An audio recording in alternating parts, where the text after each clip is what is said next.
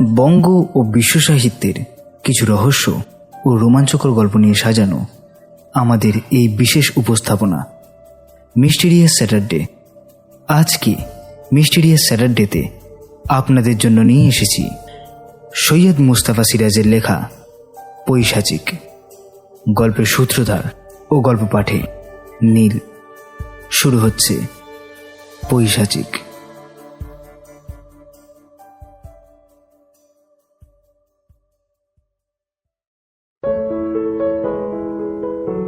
আমার প্রিয় কুকুর জিমকে নিয়ে বিকেলে বেড়াতে বেরিয়েছিলাম।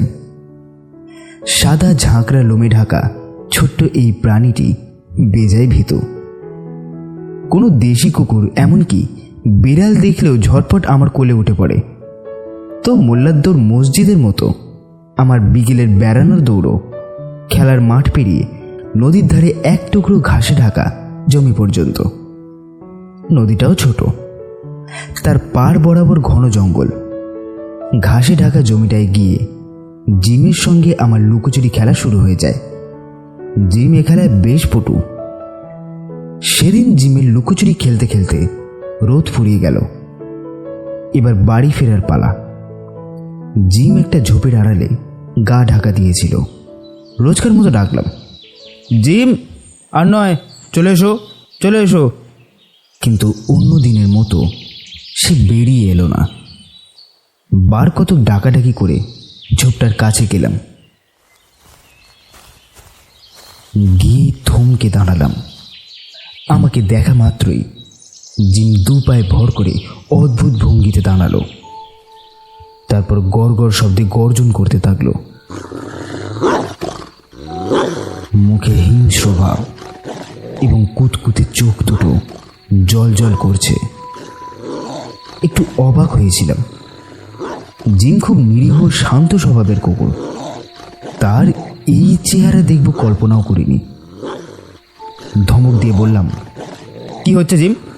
তুমি অমন করছো কেন? চলে এসো, চলে এসো, এবার আমাদের বাড়ি ফিরতে হবে না? জিম একই ভঙ্গিতে হিংস্র চোখে তাকিয়ে গড় গড় করতে থাকলো। জিম, চারি খাবে বলে দিচ্ছি। বলে থাপ্পড় তুলে এগিয়ে যেতেই জিম গর্জন করে তেড়ে এলো। মনে হলো আমার উপর ঝাঁপিয়ে পড়ে গলায় কামড় বসাবে। এ তো ভারী অদ্ভুত ব্যাপার। জিম এমন কখনো করে না। তাছাড়া তার গলায় যে গড় গড় গর্জন শুনছি, তা যেন কোনো হিংস্র জন্তুর।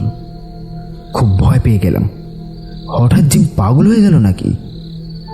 কোনো কুকুর পাগল হয়ে গেলে তার লালায় রাবিজ নামে সাংঘাতিক ভাইরাস সৃষ্টি হয় এবং কাউকে কামড়ে দিলে তার লালা থেকে মানুষের রক্তে সেই ভাইরাস সংক্রমিত হয়, যা জলাতঙ্ক রোগের কারণ।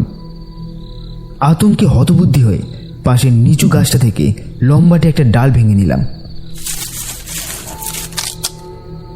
তারপর সেটা ছড়ির মতো বাগিয়ে জিমের গায়ে জোরে ঘা দিলাম। প্রিয় জিমকে এভাবে আঘাত করার বিন্দু মাত্র ইচ্ছে ছিল না, কিন্তু তার মারমুখী ভাব দেখে আত্মরক্ষার সহজাত প্রবণতায় এই কাজটা করতেই হলো। অদ্ভুত ব্যাপার, জিম ডালটা কামড়ে ধরল এবং সঙ্গে সঙ্গে সেটাকে টুকরো টুকরো করে ফেলল।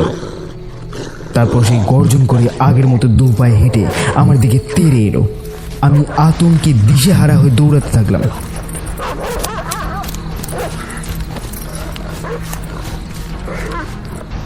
খেলার মাঠের ছেলেরা ক্রিকেট খেলা শেষ করে তখন আড্ডা দিচ্ছে।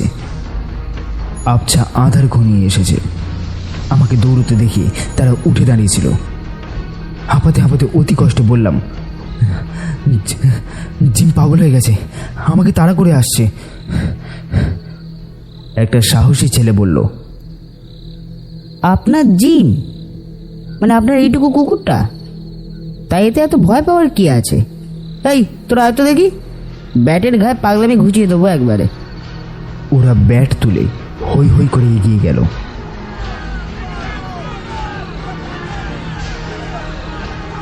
তারপর নদীর ধারে জঙ্গলে গিয়ে থমকে দাঁড়ালো। একটু পরে দেখলাম ওরা দৌড়ে পালিয়ে আসছে। আমার কাছে এলে জিজ্ঞেস করলাম, দেখতে পেলে জিমকে? সাহসী ছেলেটি বলল, জিম টিম নয়, ইয়া বড় একটা ভাল্লুক। একজন বলল, ভাল্লুক নয়, কালো রঙের বাঘ। ওরে বাবা, ওই দেখ তীরে আসছে রে। ওরা ঊর্ধ্ব শ্বাসে পালিয়ে গেল। আবছা অন্ধকারে যেন সত্যি একটা প্রকাণ্ড কালো রঙের জন্তুকে আসতে দেখলাম। তখন আমিও প্রাণ বাঁচাতে দৌড় দিলাম। খেলার মাঠের অন্য প্রান্তে চারিদিকে পাঁচিল ঘেরা আমাদের একতলা বাড়ি, ফুল বাগান আর কিছু ফুলের গাছ আছে। বাড়ির সবাই আমাকে আর কাজের লোক কানুকে পাহারায় রেখে পুজোর ছুটি কাটাতে হিমালয় ভ্রমণে গেছে। আমার ডাকাডাকিতে কানু গেট খুলে দিল। তারপর আমাকে দেখে একটু ভরকে গিয়ে বলল, কি হয়েছে ছোটবাবু? আপনাকে অমন দেখাচ্ছে কেন? এক গ্লাস জল বলে আমি শটান ছুটে গিয়ে ঘরে ঢুকে ধপাস করে বিছানায় বসে পড়লাম। কানু সঙ্গে সঙ্গে জল এনে দিল। জলটা শেষ করে নিয়ে বললাম, গেটটা ভালো করে বন্ধ করেছো তো? করেছি, কিন্তু কি হয়েছে বলবেন তো? তুমি আলো জ্বেলে দাও বলছি। কানু সুইচ টিপে ঘরের আলো জ্বেলে দিল। তারপর আমার দিকে অবাক চোখে তাকিয়ে রইল। একটু ধাতস্থ হওয়ার পর আগাগোড়া ওকে ঘটনাটা শোনালাম। শোনার পর কানুর মুখে ভয়ের ছাপ ফুটে উঠল। সে বলল, বুঝতে পেরেছি, এতকাল ধরে শুনে আসছি নদীর ধারে শ্মশানে একটা পিচাস থাকে। সেই পিচাসটাই মনে হয় আপনার কুকুরের মধ্যে ঢুকে পড়েছে। তুমি কি পিশাচের কথা বলছো? আগেও একই কথা ছোটবাবু, আপনাকে অনেক দিন ধরে ঠারে ঠোরে কথাটা বলেছি, আপনি গ্রাহ্যই করেননি। কি বলেছো তুমি?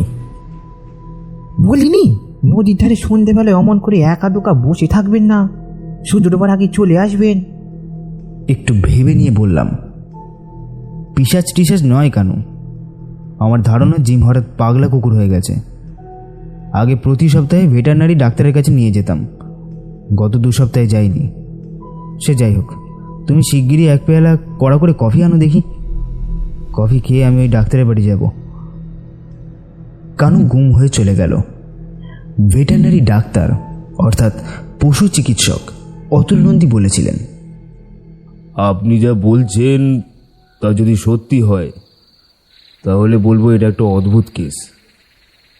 আপনার জিম যে জাতের কুকুর, তাতে ওর পক্ষে গাছের ডাল কামড়ে টুকরো টুকরো করা অসম্ভব।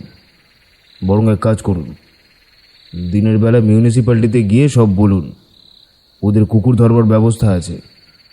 জিমকে খুঁজে বের করে তারা ধরে আনুক, তারপর পরীক্ষা করে দেখব জিমের কী হয়েছে।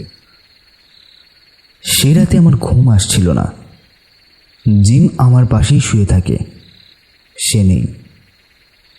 বিস্ময়ে, আতঙ্কে আর দুঃখে আমি বিপর্যস্ত হয়ে পড়েছিলাম। জিমের কথা ভাবতে ভাবতে কখন একটু তন্দ্রার ঘরে এসেছে, তা ছিঁড়ে গেল। বিছানার পাশেই জানলা। সামান্য দূরে রাস্তার ধারে ল্যাম্পপোস্ট থেকে ফিকে আলো এসে জানলার ধারে পড়েছে। তাকিয়ে দেখি কি একটা প্রাণী জানলার রড আঁকড়ে ধরে ঘরের ভেতর উঁকি দিচ্ছে। সঙ্গে সঙ্গে টর্চের আলো ফেললাম। অবাক হয়ে দেখলাম প্রাণীটা আমার জিম। চেঁচিয়ে উঠলাম, জিম, জিম তুমি ফিরে এসছো? তারপর টর্চ নিভিয়ে যেই জানলার কাছে গেছি, জিম তখন হিংস্র গর্জন করে উঠল।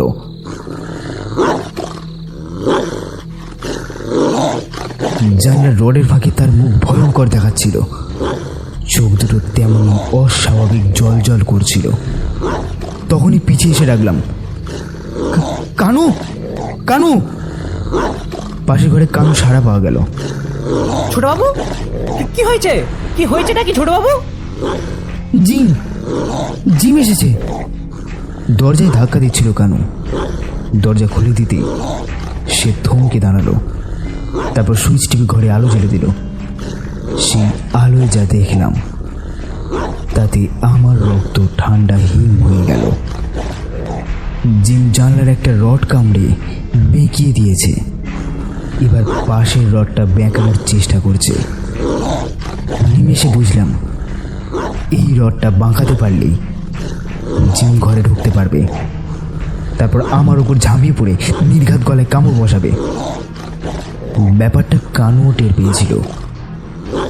সে বোবা ধরা গলায় বলে উঠল, পিচাস পিচাস ছোটবাবু পিচাস, গুলি করুন গুলি করুন, এক্ষুনি গুলি করুন, এক্ষুনি গুলি করুন। আলমারির মাথায় দোনালা বন্দুকটা রাখা ছিল। কাঁপা কাঁপা হাতে বন্দুকটা নিয়ে টেবিলের ড্রয়ার থেকে দুটো কার্তুজ বের করলাম। কার্তুজ পুরে জিমের মুখের ভেতর বন্দুকের নল ঢুকিয়ে পর পর দুবার ট্রিগারে চাপ দিলাম।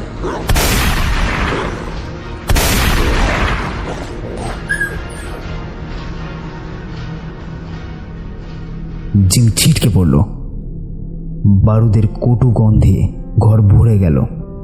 কানু এবার সাহস করে আমার টর্চ নিয়ে জানলার ধারে গেল। বাইরে আলো ফেলতে সে খুশিতে হেসে উঠল। পিচাস ব্যাটার ছেলে একেবারে অক্কা, ওই দেখুন ছোটবাবু দাঁতটা খিচিয়ে পড়ে আছে। উঁকি মেরে দেখার পর হঠাৎ বন্দুকের নলের দিকে চোখ পড়ল। আশ্চর্য, দুটো নলের ডগা প্রায় 1 ইঞ্চি কেটে বেঁকে গেছে। জিমের মরণ কামড় বলা চলে। তা হোক, প্রাণী তো বেঁচেছি। বললাম, চলো কানু, জিমের মরা একটা বস্তায় ভরে রাখা যাক, সকালবেলা অতুল ডাক্তারের কাছে নিয়ে যাব। জিমের সত্যি কি হয়েছিল আমার জানা দরকার। কানু বলল, অত হাঙ্গামার কি দরকার ছোটবাবু? তাছাড়া পিচাস বলে কথা, চলুন বস্তায় ভরে দুজনে ব্যাটার ছেলেকে নদীর ধারে কোথাও পুঁতে রেখে আসি। বুঝলেন না, নদীর ধারে পুঁতলে পিচাস ব্যাটা খুশিই হবে, নিজের ডোবায় বরাবরকার মতো বাস করবে। কাছেই শ্মশান, আজ তো মরা না পাক মরা পোড়া ছাই খেয়েই ঢেকুর তুলবে। বললাম, না কানু, জিমের কি হয়েছিল পরীক্ষা করে দেখা উচিত। কানু গোমড়া মুখে বলল, আপনি বুঝতে পারছেন না ছোটবাবু, অতুল ডাক্তার কুকুরটাকে খামোখাই কাটাছিড়া করবে, তাতে পিচাস বোধহয় আরও রেগেই যাবে। একটু দ্বিধায় পড়ে গেলাম। পিশাচের রাগের জন্য নয়, আমার প্রিয় জিমকে নিশ্চয়ই অতুল ডাক্তার কাটাছেঁড়া করবে, অর্থাৎ পোস্টমর্টেম না করে ছাড়বেন না। কানু একটা বস্তা খুঁজতে লাগলো, তারপর ডাকলো, চলে আসুন ছোটবাবু, আমি যা বলছি ভালোর জন্যই বলছি। অগত্যা তার কথায় রাজি হলাম। ছোট্ট কুকুরের মরাটা বস্তায় পুড়ে কানু কাঁধে চাপালো। আমি একটা শাবল আর টর্চ নিলাম। খেলার মাঠ পেরিয়ে নদীর ধারে জঙ্গলের ভেতরে গেলাম।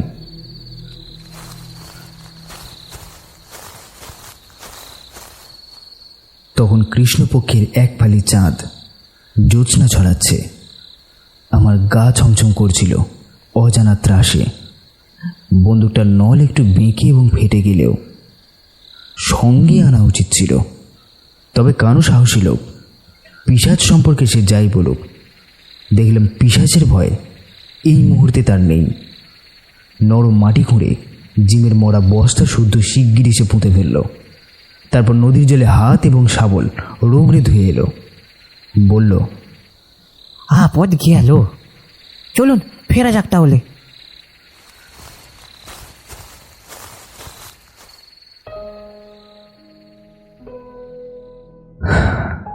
জিম ছিল আমার ছায়ার সঙ্গী। তার এই পৈশাচিক মৃত্যুর পর আমি একলা হয়ে পড়েছিলাম। সবচেয়ে দুঃখ, আমার হাতেই তার মৃত্যু হয়েছে। মনে মনে বলতাম, ক্ষমা করে দিও জিম, ক্ষমা করে দিও, আমি তোমাকে মারতে যাইনি। ওটা ওটা নেহাত একটা দুর্ঘটনা। তোমার কাণ্ড দেখে বুদ্ধিশুদ্ধি হারিয়ে ফেলেছিলাম। প্রতিদিন বিকেলে নদীর ধারে জঙ্গলের ভেতর তার কবরের কাছে গিয়ে বসে থাকতাম। মাঝে মধ্যে কয়েক পশলা বৃষ্টির পর কবরে ঘন ঘাস গজিয়েছিল। সেই ঘাসে হাত বুলিয়ে মনে হতো জিমে সেই নরম লোমের স্বাদ পাচ্ছি। একদিন কানু বলল, বুঝলেন ছোটবাবু, আপনি ওভাবে না একা নদীর ধারে যাবেন না। জিমের জন্য আপনার দুঃখটা বুঝতে পারছি, তাই বলে অমন করে পিচাশির এলাকায় যাওয়াটা ঠিক হচ্ছে না। তার চেয়ে বরং আপনি বড়বাবুকে লিখে পাঠান, ছুটি কাটিয়ে বাড়ি ফিরবার সময় একটা ভালো জাতের কুকুর যেন কিনে আনি। কানু আমার দাদাকে বড়বাবু বলে। দাদা সপরিবারে এখন হিমালয়ের কোন মূল্যকে আছেন জানি না। নৈনিতাল থেকে একটা চিঠি পেয়েছিলাম সপ্তাহ 2 আগে। সেখান থেকে ওর মুসৌরি যাওয়ার কথা। তারপর আরও কত জায়গায় যাবেন এবং বাড়ি ফিরবেন ভাতৃদ্বিতীয়ার পরে। কাজেই দাদার নাগাল পাওয়া কঠিন। কানুর কথা শোনার পর ঠিক করলাম অবিকল জিমের মতো একটা কুকুর নিজেই জোগাড় করে ফেলব। জিমকে অবশ্য কিনেছিলাম ইরানি যাযাবরদের কাছ থেকে। ওরাই মফস্বল শহরে প্রায় প্রতি বছরই শীতের সময় আসে, কিন্তু শীত আসতে এখনো অনেক দেরি। তাই বরং কলকাতায় গিয়ে একটা কুকুর কেনা উচিত। গঙ্গার ধারে ফোর্ট উইলিয়ামের কাছে কারা বিলিতি কুকুর বিক্রি করে দেখেছি।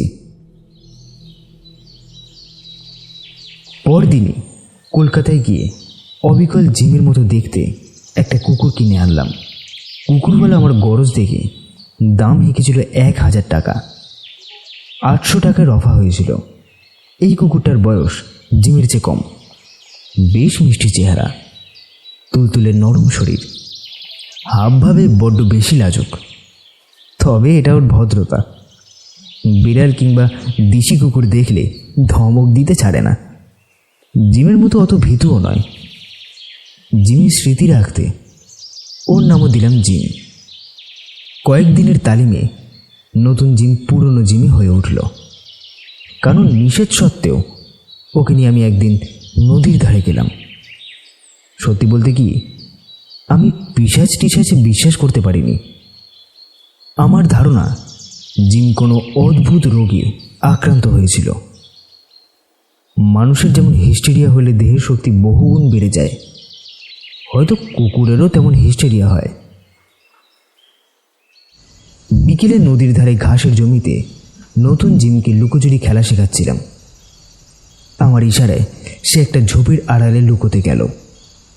এবার তাকে আমার খুঁজে বের করার পালা। ঝোপটার পিছনে গিয়ে তাকে খুঁজে পেলাম না। বললাম, বা জিম, তুমি এরই মধ্যে পাকা খেলার হয়ে উঠেছে দেখছি। ঠিক আছে, আমার 1 পয়েন্ট হার হলো, এবার বেরিয়ে এসো। কোনো সাড়া পাওয়া গেল না। শীষ দিলাম, নাম ধরে ডাকলাম, কিন্তু কোথায় সে? খুঁজতে খুঁজতে একটু এগিয়ে গিয়ে যা দেখলাম, আমার বুকটা ধড়াস করে উঠল। সারা শরীরে ঠান্ডা হিম একটা স্রোত বয়ে গেল। নতুন জিম মরে পড়ে আছে। রক্তে কুকুরটার সাদা শরীর লাল হয়ে গেছে। কোনো হিংস্র জন্তু যেন ওর মাথাটা সদ্য কামড়ে খেয়েছে। তখনও গলার কাছ থেকে রক্ত চুইয়ে পড়ছে। তারপর আবিষ্কার করলাম কুকুরটা রক্তাক্ত অবস্থায় যেখানে নিথর হয়ে পড়ে আছে সেখানেই পুরনো জিমের কবর। কবরের সবুজ ঘাসগুলো রক্তে লাল হয়ে আছে। প্রচণ্ড আতঙ্কে হতবুদ্ধি হয়ে পড়েছিলাম। হঠাৎ খেলার মাঠের দিক থেকে কানুর চিৎকার কানে এলো, ছোট বাবু, ও ছোট বাবু, ছোট বাবু। সম্বিত ফিরলে তক্ষুনি সেখান থেকে দৌড়ে চললাম খেলার মাঠের দিকে। তারপর দেখি কানু ছুটে আসছে। আমাকে দেখতে পেয়ে সে থমকে দাঁড়ালো। এক মুখ হেসে বলল, শিগগির বাড়ি আসুন ছোটবাবু, শিগগির বাড়ি আসুন। আপনার জিম ফিরে এসেছে ছোটবাবু, আপনার জিম ফিরে এসেছে। চেঁচিয়ে উঠলাম, কানু, কি বলছো কি তুমি? জিমের কবরের ওপর? আমাকে থামিয়ে দিয়ে কানু বলল, আপনার জিম এখন দুধ বিস্কুট খাচ্ছে। বিস্ময়ে হতবাক হয়ে বাড়ি ফিরলাম। নিজের চোখকে বিশ্বাস করতে পারলাম না। এই তো সেই জিম। আমাকে দেখা মাত্র এঁটো মুখে এক লাফে কাঁধে উঠে বসলো। আদরে গালও চেটে দিল। কানু হাসতে হাসতে বলল, রান্নাঘরে খুটখুট শব্দ শুনে উঁকি মেরে দেখি জিম ছক ছক করে বেড়াচ্ছে। প্রথমে একটু ভয় পেয়েছিলাম, কিন্তু আমাকে দেখে এসে কুই কুই করে পা চাটতে এলো। অনেক পরীক্ষা করে তখন নিশ্চিন্ত হলো এই জিম। আপনাকে বলেছিলাম না নদীর ধারে জঙ্গলে এক মহা ধরিবাজ পিচাস থাকে। সেই পিচাস বেটা জিমকে কোথাও লুকিয়ে রেখে নিজেই জিমের রূপ ধরেছিল, বুঝলেন তো? আমি জিমকে কোলে নিয়ে তার চোখের দিকে তাকালাম। সেই নম্র শান্ত সুন্দর চোখ, চোখ নয় যেন দুটুকরো হাসি। কানু বলল, তা ছোটবাবু, তা নতুন জিমকে কোথায় রেখে এলেন? কবরে। তার মানে? ও ছোটবাবু, একটু খুলে বলুন না। কানু, নতুন জিমকে হয়তো তোমার সেই পিশাচটা মেরে ফেলেছে। সাহস থাকে তো দেখে এসো গিয়ে। পাগল না মাথা খারাপ? এই সন্ধ্যেবেলা পিচাসের এলাকায় গিয়ে প্রাণটা খোয়াবো নাকি? সকালে কি দেখবো ব্যাপারটা কি।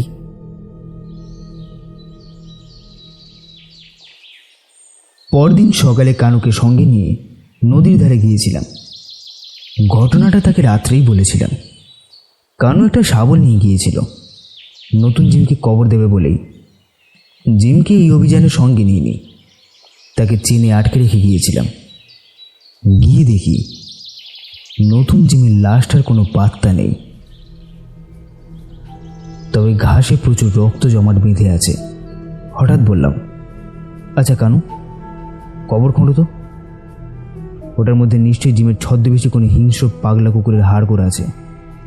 কানু উৎসাহে কবরটা খুঁড়ে ফেলল। কিন্তু আশ্চর্য ব্যাপার, মাটির ভেতর এক টুকরো হাড়ও নেই। কানু ভয়ার্ত মুখে বলল, দেখলেন তো, চলুন এখান থেকে এক্ষুনি কেটে পড়া যাক। আর ভুলেও যেন এই জঙ্গলে পা দেবেন না ছোটবাবু। সত্যি বলতে কি, আজও এই অতি অদ্ভুত ঘটনার কোনো যুক্তিসঙ্গত ব্যাখ্যা খুঁজে পাইনি।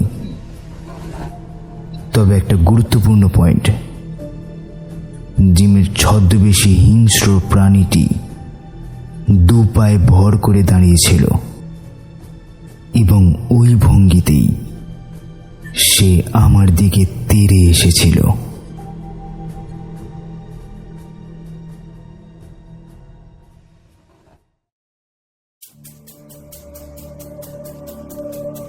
শুনলেন আজকের গল্প সৈয়দ মুস্তাফা সিরাজের লেখা পৈশাচিক।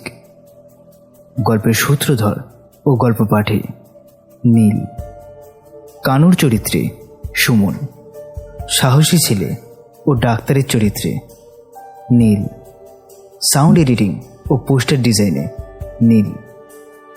গল্পটি আপনাদের কেমন লাগলো সেটা অবশ্যই কমেন্ট করে জানাবেন। আপনাদের সহায়তা আমাদের একান্ত কাম্য।